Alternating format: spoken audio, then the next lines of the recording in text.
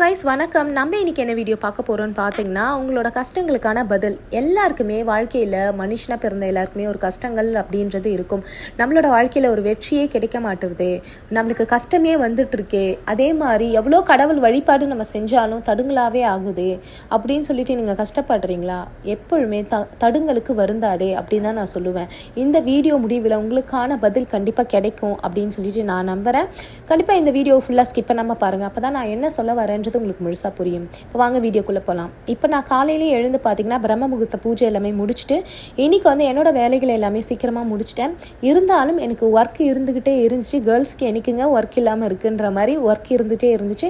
எனக்கு இன்றைக்கி ரொம்ப டைம் ரொம்ப குறைவாக தான் இருந்துச்சு. இருந்தாலும் நான் முருகனை பார்த்தே ஆகணும்னு சொல்லிட்டு இன்றைக்கி நான் கிளம்பிட்டேன். இன்றைக்கி நான் டாக்ஸியில் தான் போயிட்டுருக்கேன். நான் இன்றைக்கி ஏன்னா ட்ராமில் போகலான்னு நினச்சேன், கொஞ்சம் பொறுமையாகவே போகலான்னு நினச்சேன். இருந்தாலும் என்னை கடவுள் வேகமாக வர வச்சுட்டாருன்னு தான் சொல்லுவேன். அதனால் நான் டாக்ஸியில் கிளம்பிட்டு போயிட்டேன். இன்றைக்கி ஒரு முக்கியமான வழிபாடு முறைகளை பற்றினா உங்களுக்கு நான் கிட்ட ஷேர் பண்ணிக்க போகிறேன்.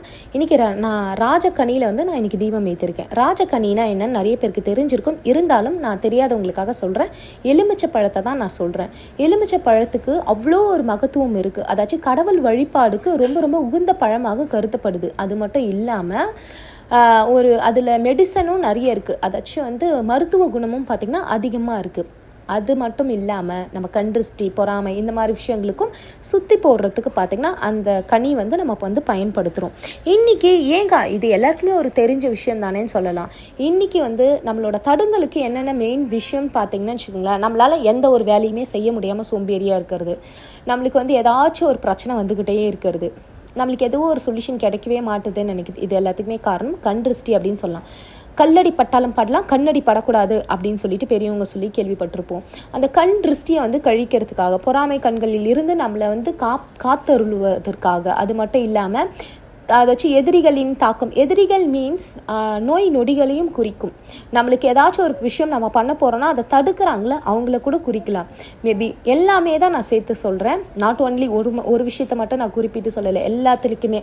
இதில் இருந்து எல்லாத்தையும் நம்மளை பாதுகாக்கிறதுக்கு பார்த்திங்கன்னா முருகப்பெருமான் கிட்ட நம்ம வழிமுறை பண்ணும் பொழுது இந்த எலுமிச்சை தீபம் நம்ம ஏற்றும் பொழுது பார்த்திங்கன்னா நம்மளுக்கு அதிகப்படியான ஒரு பாசிட்டிவான எனர்ஜி கிடைக்கும். நான் இன்றைக்கி எலுமிச்சைப்பழம் கட் பண்ணி அதிலேருந்து ஜூஸ் எல்லாம் எடுத்துகிட்டு மஞ்சள் குங்குமம் எல்லாமே வச்சுட்டு இன்றைக்கி நான் நெய் போட்டு தீபம் ஏற்ற போகிறேன். இந்த வழிபாடு பார்த்திங்கன்னா உங்களோட கஷ்டங்கள் குறையிற வரைக்கும் நீங்கள் இந்த வழிபாட்டு முறையில் செவ்வாய்க்கிழமையில் நீங்கள் செய்யலாம். இல்லை எனக்கு நான் ஒரு 9 வாரம் செய்யலாமா, இல்லை நான் ஒரு 48 நாள் செய்யலாமா, அந்த மாதிரியே நீங்கள் செஞ்சுக்கலாம். ஆனால் உங்களோட கஷ்டங்கள் குறையிற வரைக்கும் நீங்கள் செய்யும் பொழுது உங்களுக்கு நெகட்டிவ், உங்கள் வீட்டில் இருக்கிற இல்லை உங்ககிட்ட இருக்க நெகட்டிவ் எல்லாத்தையுமே எடுத்துகிட்டு உங்களுக்கு ஒரு பாசிட்டிவான ஒரு எனர்ஜியை கண்டிப்பாக தரும். ஏன்னா நம்ம கரெக்டாக இருக்கிற பட்சத்தில் நீங்கள் எந்த ஒரு பிரச்சனைக்கும் போகிறதில்ல. ஆனால் உங்களை பார்த்து, நீங்கள் உங்களோட வளர்ச்சியை பார்த்து உங்களுக்கு தெரிஞ்சோ தெரியாதவங்களோ உங்களை பார்த்து பொறாமப்படுறாங்க, இல்லை அந்த விஷயத்தை தடுக்கிறாங்க, இல்லை ஏதோ ஒரு தடுங்கல் ஆகுது அப்படின்னு இருந்தாலும், நம்மளோட கர்ம வினைகளாக இருந்தாலும் அதை எல்லாத்தையுமே சரி செய்யக்கூடிய சக்தி முருகப்பெருமான் கிட்டே இருக்குது. கண்டிப்பாக பார்த்தீங்கன்னா நீங்கள் செவ்வாய்க்கிழமையில் இந்த விளக்கு நீங்கள் ஏற்றும் பொழுது பார்த்தீங்கன்னா கண்டிப்பாக உங்களோட வாழ்க்கையில் ஒரு மாற்றம் ஏற்படும். உங்களோட வாழ்க்கை ஒரு வளர்ச்சி பாதைக்கு கண்டிப்பாக கடவுள் கொண்டு போய் சேர்ப்பார். நம்ம மற்றவங்களுக்கு கெடுதல் நினைக்கல. நீங்கள் சொல்லலாம், சிஸ்டர் நான் யாருக்குமே கெடுதல் நினைக்கிறதில்ல, இருந்தாலும் எனக்கு ஏதோ ஒரு பிரச்சனை பண்ணிக்கிட்டே இருக்காங்க, எத்தனை எனக்கு பிரச்சனை வந்துக்கிட்டே இருக்குது அப்படின்னா கண்டிப்பாக இப்போ நம்மளை ஏதாச்சும் ஒன்று பண்ணணும்னு மற்றவங்க நினச்சாவே அது எதிரிகள் அப்படின்னு கூட வச்சுக்கோங்க. அது பந்து மாதிரி, அது யாராக வேணா இருக்கட்டும், அது நம்ம நினச்சாலும் சரி அவங்க நினச்சாலும் சரி, பந்து மாதிரி எந்த அளவுக்கு வேகமாக அவங்க நினைக்கிறாங்களோ அந்த அளவுக்கு அவங்களுக்கு வேகமாக போய் சேர்ந்துடும். நல்லதும் சரி கெட்டதும் சரி. அதனால் நம்ம கடவுள் வழிபாட்டில் போகும்பொழுது நம்மளோட மனசை தூய்மைப்படுத்துவார், நம்மளோட வாழ்க்கையை ஒழுங்குபடுத்துவார், எல்லாத்தையுமே சரி செஞ்சுட்டு உங்களை ஒரு அவர் எப்படி ராஜா அலங்காரத்தில் உட்காந்துட்டு இருக்காரு, அது மாதிரி அவர்கிட்ட போகிறவங்களையும் பார்த்தீங்கன்னா ஆண்டியை கூட அரசனாக்கக்கூடிய ஒரு தெய்வம். அவர் கருணை உள்ளம் படைத்த தெய்வம். அவர் கொடுக்குற சோதனையை தாங்கிட்டேனாவே போதும், அதுக்கான சக்தியாக அவரே தந்துருவார். அவர் கொடுக்குற சோதனை கொஞ்சம் நஞ்சலாம், ஏன்னா நான்லாம் அனுபவிச்சுட்டு இருக்கேன்.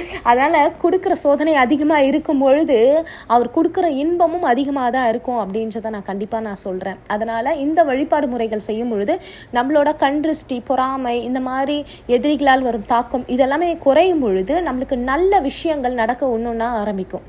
அப்போது நம்ம வந்து பார்த்திங்கன்னா இந்த கடவுள் வழிபாட்டில் இருக்கும் பொழுது கண்டிப்பாக ஒரு வளர்ச்சி பாதைக்கு நம்மளால் போக முடியும். அதனால் கண்டிப்பாக வந்து இந்த விஷயங்களை எல்லாத்தையுமே குறைக்கிறதுக்கு, திருப்பி அந்த விஷயங்களை நம்மளை தாக்காமல் இருக்கிறதுக்கு ஒரே ஒரு விஷயம் நான் சொல்கிறேன், அதையும் நோட் பண்ணிக்கோங்க. இந்த வழிபாட்டை நம்ம செஞ்சுட்டு திருப்புகழை பாராயணம் பண்ணுங்கள். உள்ளம் உருகி எவன் திருப்புகழை பாராயணம் பண்ணுறானோ கண்டிப்பாக அவனோட வாழ்க்கையில் மாற்றம் இருக்குது. நீங்கள் உங்களோட இஷ்டமான தெய்வத்திற்கு கூட இந்த வழிபாடுகளை நீங்கள் செய்யலாம். அம்மனுக்கு கூட செய்யலாம், இல்லை நீங்கள் சிவபெருமானுக்கு செய்யலாம், நீங்கள் செஞ்சுக்கலாம். ஆனால் முருகப்பெருமான் எல்லா தெய்வத்திற்கும் எப்படி சொல்கிறது, 7 உலகத்திற்கும் ராஜா அவர் தான், அப்படி தான் நான் சொல்லுவேன்.